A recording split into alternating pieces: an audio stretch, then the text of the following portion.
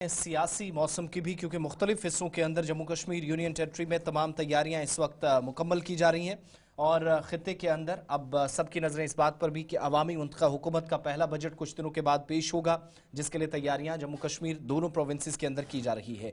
जहां एक तरफ जम्मू कश्मीर में मौसम ने मिजाज बदले हैं, वहीं दूसरी जानिब एक गैर यकीनी सी सूरत हाल सियासी एतबार से आप कह सकते हैं असेंबली सेशन से ठीक पहले है। उसकी दो तीन वजूहात हैं। एक तो ये कि जम्मू कश्मीर के अंदर ये भी तवक्कुआत थी या कहा जा रहा था कि शायद डिप्टी स्पीकर की तकर्री भी हो सकती है, लेकिन उस हवाले से जो गैर यकीनी सूरत हाल थी वो मुसलसल बरकरार है।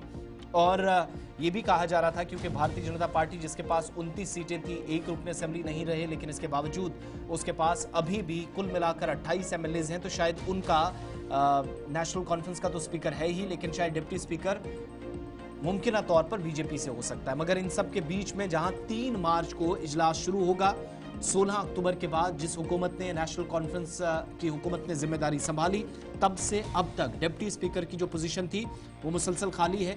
और माजी में भी इस तरह होता रहा है कि स्पीकर हुकूमत से डिप्टी स्पीकर जो है सबसे बड़ी हिज़्ब इख्तिलाफ की जो जमात हुआ करती थी उसको ये ओहदा दे दिया जाता था। लेकिन इस बार जब सिर्फ आपके पास 2 या 3 दिन बीच में बचे हैं, फिर असेंबली सेशन में 3 तारीख को लेफ्टिनेंट गवर्नर का खिताब जम्मू कश्मीर में असेंबली सेशन से होगा। उससे पहले वो जो एक तरह की गैर यकीनी सूरत हाल थी उस पर कोई क्लियर वर्जन अभी तक हुकूमती सतह पर नहीं आया। याद रखिएगा, जम्मू कश्मीर असेंबली का दूसरा इजलास शुरू होने जा रहा है मार्च 3 से। नेशनल कॉन्फ्रेंस की हुकूमत ने ओथ लिया था 16 अक्टूबर सन 2024 को, और भारतीय जनता पार्टी सबसे बड़ी हिज़्ब इख्तिलाफ की जमात 29 सीटों के साथ सामने आई थी। और जो कन्वेंशन है वो यही है कि डिप्टी स्पीकर का ओहदा जो है वो टिपिकली असाइन किया जाता है अपोजिशन को। आज तक इसी तरीके से देखने को मिला है। नेशनल कॉन्फ्रेंस जब अपोजिशन में थी तो इनका मेंबर नज़ीर गुरेजी साहब डिप्टी स्पीकर हुआ करते थे। और अभी तक लेकिन सूरत हाल ये है कि बीजेपी की तरफ से भी कोई बड़ा क्लेम या सीधे से बात इस पर नहीं कही गई है, लेकिन ये माना जा रहा है कि अब अपनी आवाज़ को वो मजीद तेज़ी के साथ उठाएंगे ताकि डिप्टी स्पीकर की तैनाती जम्मू कश्मीर असेंबली के अंदर की जा सकी। इस बीच जम्मू कश्मीर नेशनल कॉन्फ्रेंस की जो ज़राया है वो ये बता रहे हैं कि अभी सूरत हाल को परखा जा रहा है, देखा जा रहा है और मुनासिब वक्त पर मुनासिब फैसले लिए जाएंगे।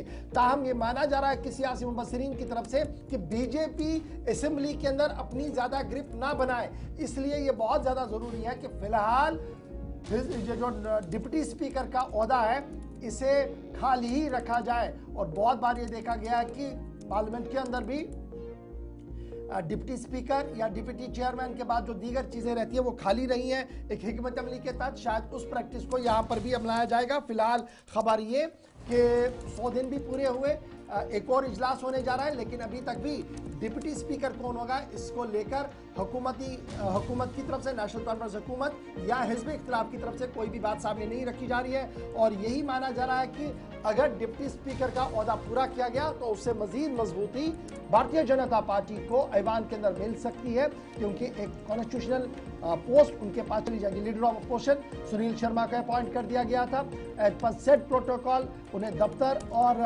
उनका जो सेट प्रोटोकॉल पीओ, पीएसओ, पीए और दीगर चीज़ें देनी थी हुकूमती इदारों की तरफ से वो पहले ही दे दी गई है सुनील शर्मा साहब को। और ये बड़ा इम्पॉर्टेंट है कि जब एक बजट सेशन हो रहा है, पहला बजट सेशन हो रहा है, तो उससे कबल क्या डिप्टी स्पीकर का ओहदा पूरा किया जाएगा या नहीं किया जाएगा। बीजेपी पर भी सबकी नजरें हैं और साथ साथ उमर अब्दुल्ला पर भी सबकी नजरें हैं कि क्या आगे बढ़ा जाएगा या फिलहाल ये सेशन सिर्फ स्पीकर के नाम पर ही लड़ा जाएगा और जो सीनियर लीडर्स होंगे वो फिर एज ए चेयरमैन के तौर पर बीच बीच में आते रहेंगे। ये तो थी बात असेंबली की।